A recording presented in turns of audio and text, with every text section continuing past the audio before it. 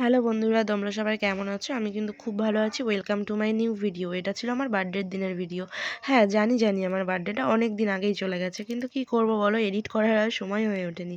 তো এটা দেখো, রাত 12টার সময় আমার মা, আমার ভাই, আমার মেয়েও সেদিনকে বাপের বাড়িতেই চলে গেছিলো আগের দিন বিকেলে। তো এটা হচ্ছে রাত 12টার ভিডিও। আর আমি ভাবিও নি ওরা যে রাত 12টার সময় আমাকে সারপ্রাইজটা দেবে। জানতাম ওরা আমাকে একটা সারপ্রাইজ দেবে, তবে সেটা যে রাত 12টায় সেটা ভাবিনি। এটা কিন্তু পুরোটাই আমার মেয়ের প্ল্যান ছিল। তো থ্যাংক ইউ সো মাচ সোনামা। আর এটা দেখো, একটা ব্রিটানিয়া কেক ছোট্ট আমার বর নিয়ে এসেছিলো 12টার সময় কাটবে বলে। তো আমি খুব খুব খুশি হয়েছি। আর এটা পরের দিন আর কি, জন্মদিনের দিন সকালের আর কি, আমি আর আমার বর বাড়িতে ছিলাম, আমার শাশুড়ি মা দোকানে ছিল। তো পরোটা নিয়ে এসেছিলো, আমি হচ্ছে খাচ্ছিলাম, আমি আর আমার বর।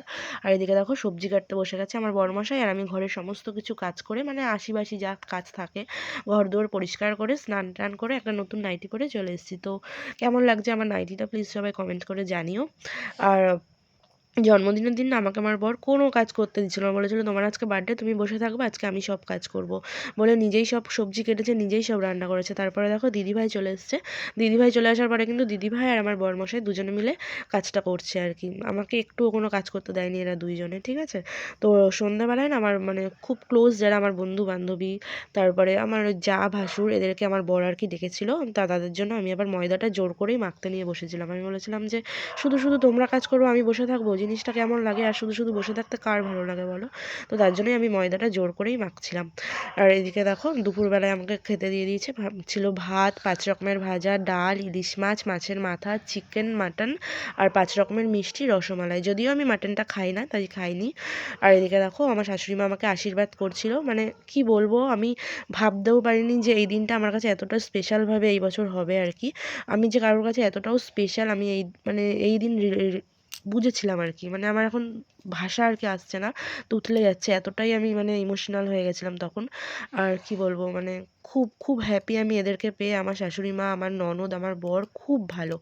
আর আমি যেন এরকমই সারা জীবন থাকতে পারি, তোমরা সবাই আশীর্বাদ করো। এদেরকে দেখো, ইনি তো আমার মা, খুব ব্যস্ত মানুষ। ইনি এসেছিলো সেই রাত 12:30টায় চলে গেছিলো, আর এসছে এই সন্ধ্যাবেলায়।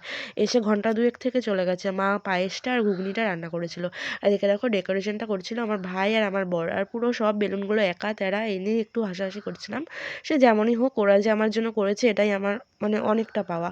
আর আমার বান্ধবীরাই তো আসার সময়ই পায়নি, ওরা এতটাই ব্যস্ত ছিল সেদিনকে। আমি কেক কেটেছি ওদেরকে ছাড়াই, মানে ওদেরকে ছাড়া আমার কিছুই ভালো লাগে না, যেটা সত্যি কথা। কিন্তু ওদেরকে অনেকবার ফোন করেছি, ওরা তখন বাজারে গেছিলো তিনজনেই, তো কেউই আসতে পারেনি। তাই জন্য বলেছিল তুই কেকটা কেটে নে, আমরা পরে যাচ্ছি। ওরা আসলে গিফট কিনতে গেছিলো আমার জন্য, কিন্তু বিশ্বাস করো বন্ধুরা, আমার গিফটের কোনো দরকার ছিল না। আমি সবাইকে নিয়ে আনন্দ করতে, মানে ঘুরতে ফিরতে এই সমস্ত করতে ভালোবাসি, আমার গিফটের দিকে কোনো ইন্টারেস্ট নেই। তো দেখো আমার কেকটা কাটা হয়ে গেছে। এবার আস্তে আস্তে দেখো আমার দিদিভাই, তারপরে আমার মা, আমার শাশুড়ি মা, সবাই আমার জন্য কুর্তি নিয়ে এসেছিলো। আমি কিছুই জানতাম না, এটা পুরোটাই সারপ্রাইজ ছিল। এদিকে দেখো আমার বড় আমার জন্য একটা সারপ্রাইজ নিয়ে এসেছে। তো তোমরা দেখতে থাকো ভিডিওটা কেমন লাগে।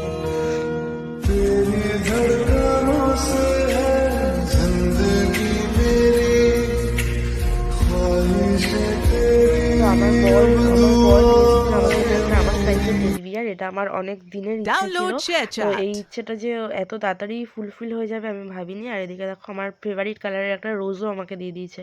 আর এদিকে আমার শাশুড়ি মা 2 লিটারের একটা কোল্ড ড্রিঙ্কস এনেছিল। উনি জানতো না কতজন আর কি নিমন্ত্রণ করেছে আর কি, তাই কোল্ড ড্রিঙ্কসটা শর্ট পড়ে গেছিলো। আমি আর আমার ভাই চলে গেছিলাম বাজারে কোল্ড ড্রিঙ্কস আনতে। এবার যেতে যেতে একটা ফুচকার গাড়ির সঙ্গে দেখা হয়ে গেল। তো ফুচকা তো আমি না খেয়ে থাকতেই পারি না। আমার ভাই বলছে দিদি খাবি নাকি? আমি বলছি হ্যাঁ অবশ্যই। মানে ফুচকা আমি এতটাই ভালো খাই, আমাকে যদি সারাদিনে ভাত না দিয়ে ফুচকা দাও তো আমি সেটাই খাবো। আর এই যে চলে এসছে আমার গুণবান বান্ধবীরা এতক্ষণ পরে, রাত 9:30। ঠিক আছে, তো কী করা যাবে, সেটাই মানিয়ে নিলাম। আর এদিকে দেখো আমার শাশুড়ি মা, আমার যা, সবাই শুয়ে রয়েছে। তো ভিডিওটা কেমন লাগলো প্লিজ জানিও। টাটা।